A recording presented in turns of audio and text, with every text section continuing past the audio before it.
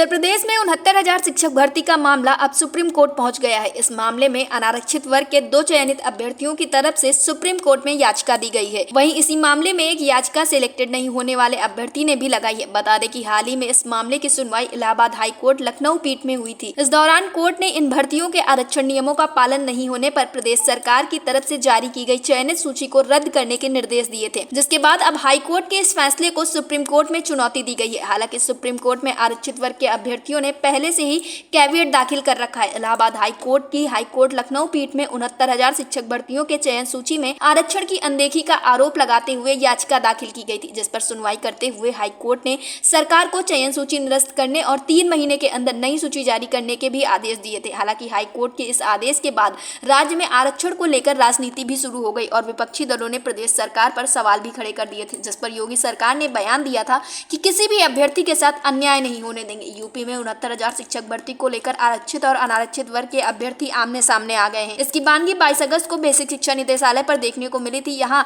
आरक्षित और अनारक्षित दोनों वर्ग के अभ्यर्थियों ने धरना दिया। पुलिस यहाँ दोनों के बीच दीवार बनकर खड़ी रही थी। बाद में निदेशालय के अधिकारियों के बाद आश्वासन के बाद अनारक्षित वर्ग के अभ्यर्थियों ने अपना धरना समाप्त कर दिया, लेकिन आरक्षित वर्ग के अभ्यर्थियों का धरना अभी भी चालू है। लेकिन इस बीच में सबसे बड़ी मुश्किल उन अभ्यर्थियों के लिए है जो कि चयनित है और 4 साल से अपनी नौकरी कर रहे हैं। चयनित अभ्यर्थियों की स्थिति अब ऐसी हो चुकी है कि कल उनके साथ नौकरी हो भी सकती है और उनकी नौकरी कल जा भी सकती है। इस विषय पर अटल टीवी की टीम ने चयनित अभ्यर्थी शिवेंद्र प्रताप सिंह से टेलीफोनिक वार्ता की। उन्होंने क्या कुछ कहा, आप भी सुनिए। शिवेंद्र जी, आपका हमारे चैनल अटल टीवी पे बहुत बहुत स्वागत है। धन्यवाद मैम। खबरें ऐसी निकलकर सामने आ रही कि 69,000 शिक्षक भर्ती के मामले में चयनित अभ्यर्थी सुप्रीम कोर्ट पहुंच चुके हैं, तो इस बात में क्या कुछ सच्चाई है? मैम, चूंकि हम लोगों ने विगत 15 दिवस से लगातार शासन से अनुरोध किया है कि शासन इस कार्य योजना को स्पष्ट कर दे कि चयनितों का बचाव किस प्रकार से किया जाए, क्योंकि शासन और अधिकारियों की तरफ से अभी तक ऐसा कोई भी कार्य योजना स्पष्ट नहीं की गई है। ऐसे में अधीर होकर के कुछ हमारे बीच के साथी जल्दबाजी में माननीय सर्वोच्च न्यायालय की तरफ जो है रुख कर रहे हैं और अभी तक जो है संयुक्त रूप से हम सब लोगों ने अभी तक वहां पर याचिका दाखिल नहीं की है। लेकिन सभी चयनित साथी इस बात की पूरी तैयारी रखना चाहते हैं कि यदि आने वाले सप्ताह में शासन अपनी कार्य योजना स्पष्ट नहीं करता है तो मजबूरन चयनित अभ्यर्थी सर्वोच्च न्यायालय की शरण लेंगे। जी, लेकिन शिवेंद्र जी, खबरें ऐसी आ रही थी कि 1-2 लोग शायद पहुंच चुके हैं, याचिका दाखिल कर दी है।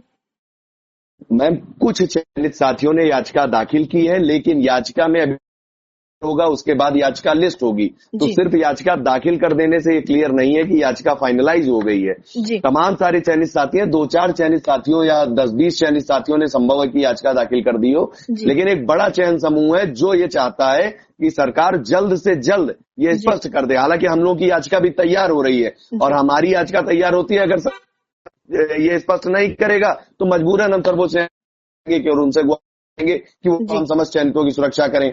जी, आरक्षित वर्ग के अभ्यर्थी लगातार इको गार्डन में धरना प्रदर्शन दे रहे हैं और 2 सितंबर को मुख्यमंत्री के आवास को घेराव करने की भी घोषणा की गई है, तो क्या सच में कुछ ऐसा होने वाला है? मैम, आरक्षित वर्ग के अभ्यर्थियों के साथ अब उनके जो अगुवाकार हैं उन्होंने जो अपनी योजना बनाई होगी वो उसकी दशा में अपना कार्य कर रहे हैं। हमारा आरक्षित वर्ग के अभ्यर्थियों से कोई दुराव नहीं है। यदि विसंगति हुई है तो उसकी जिम्मेदार शासन और सरकार है। चयनितों को यदि स्पष्ट कर दिया जाए कि किस हिसाब से बचाया जाएगा तो चयनित उनसे जो है कोई दुराव नहीं रखेंगे और फिर उनके साथ जो शासन करना है, वैकल्पिक मार्ग की व्यवस्था जो बाकी अभ्यर्थी है उनके साथ शासन कर दे। जी, इस दौरान क्या आप लोगों की किसी भी अधिकारी से कोई बातचीत हुई या कोई आश्वासन दिया गया है आप लोगों को? मैम, समस्त डीजी मैम से भी टीम के कुछ लोग मिले, सचिव परिषद सर से भी मिले और भी जो भी अधिकारी इसके जिम्मेदार रहते हैं उन सबसे मुलाकात की गई, पर किसी भी अधिकारी, किसी भी मंत्री, किसी भी माननीय मुख्यमंत्री जी के भी हैंडल से कहीं से भी कोई कार्य योजना न होने के कारण हम सभी लोग सर्वोच्च न्यायालय का रुख करने को बाध्य हैं। हम सबकी याचिकाएं तैयार हो रही हैं और आने वाले दिवस में यदि योजना स्पष्ट नहीं होती है तो मजबूरन हम सब सर्वोच्च न्यायालय में दाखिल होंगे।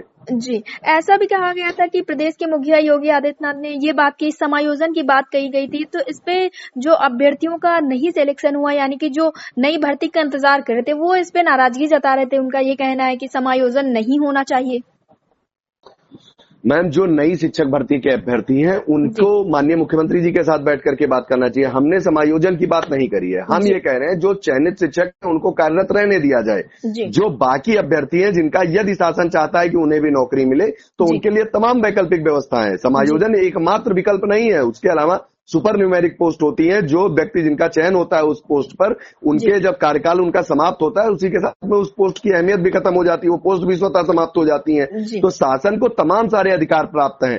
समायोजन तो ये एक मीडिया द्वारा और लोगों द्वारा एक चर्चा का विषय बना हुआ, क्योंकि अतीत में ऐसा हो चुका है, लेकिन सिर्फ समायोजन नहीं, तमाम वैकल्पिक व्यवस्थाएं हैं जिनको शासन सुनिश्चित कर सकता है, और जितनी जल्दी शासन सुनिश्चित कर ले तो सर्वोच्च न्यायालय में किसी पक्ष को नहीं जाना पड़े। लेकिन याचिका तैयार है मैम, अगर शासन द्वारा आने वाले दिवस में स्पष्ट नहीं किया जाता है तो आने वाले 2-3-4 दिवस के अंदर में समस्त चयनित जो है सर्वोच्च न्यायालय की शरण में होंगे। जी, जैसा कि आपने बताया सभी चयनित अभ्यर्थियों की समस्या एक है, उनको उनकी नौकरी चाहिए। तो ऐसे में आप सभी चयनित साथियों को क्या संदेश देना चाहेंगे, क्योंकि अलग अलग याचिका दाखिल करने का कोई मतलब नहीं, जब सब एक साथ एकता दिखाते हुए आगे बढ़ेंगे तो इसका असर भी ज्यादा पड़ेगा। बिल्कुल मैम, आपकी बात बिल्कुल सही है। और जितने समस्त चयनित अभ्यर्थी वो किसी भी वर्ग से हों, किसी भी जो है डिग्री धारक, किसी भी डिग्री के धारक हो, उन सबसे निवेदन है, चूंकि हमारे साथ में लगभग जो साथी जुड़े हुए हैं वो जुड़ चुके हैं। संयुक्त लीगल टीम के नाम से राघवेंद्र प्रताप सिंह की अगुवाई में हम सभी एकत्र हुए हैं और इन्हीं की अगुवाई में हम माननीय सर्वोच्च न्यायालय की शरण लेंगे। तो मैं ये समस्त चयनित अभ्यर्थियों से निवेदन करना चाहूंगा कि संयुक्त लीगल टीम के साथ आप जुड़िए और इनके साथ सर्वोच्च न्यायालय की शरण में चलिए, क्योंकि 90-97 जो पासिंग मार्क का ऑर्डर आया था वो भी राघवेंद्र प्रताप सिंह की ही याचिका पर आया था। इस वजह से जो हमारी नजर में जो सर्वश्रेष्ठ व्यक्ति है जो इस चयनित अभ्यर्थियों का पक्ष माननीय सर्वोच्च न्यायालय में बेहतर तरीके से रख सकता है, वो राघवेंद्र प्रताप सिंह है। हमने अतीत में उनके साथ विजयश्री प्राप्त की है, तो हम समस्त चयनित उनके साथ में चल करके सर्वोच्च न्यायालय में बेहतरीन पैनल के साथ जाएंगे और विजयश्री प्राप्त करने का प्रयास करेंगे। जी, शिवेंद्र जी, एयरटेल टीवी से जुड़ने के लिए बहुत बहुत धन्यवाद। धन्यवाद।